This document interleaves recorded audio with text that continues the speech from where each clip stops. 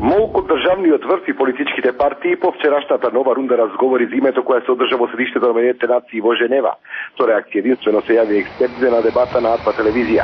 Според аналитичарот Ризван Сулејмани, ново во ова обновување на процесот на преговори е што медијаторот Метју Нимиц нагласи дека пред почетокот на оваа рунда извршени се консултации со меѓународните фактори.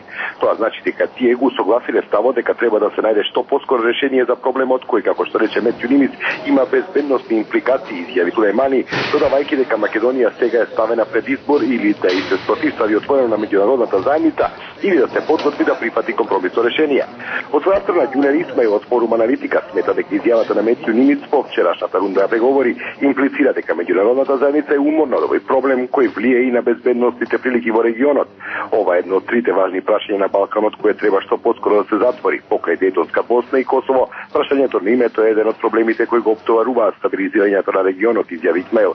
Професорот по меѓународно право Васко Наумовски оцени дека по вчерашната рунда разговори станува јасно дека и Грција и Македонија се ставаат по ситуација што поскоро да најдат решение по паузата во преговорите која се случи поради изборните циклуси во двете држави. Наумовски потенцираше дека во наредниот период за Македонија е важно да усвои единствен став во државата по прашањето на решавањето на овој проблем кој ги оптоварува евроатлантските интегративни процеси на државата.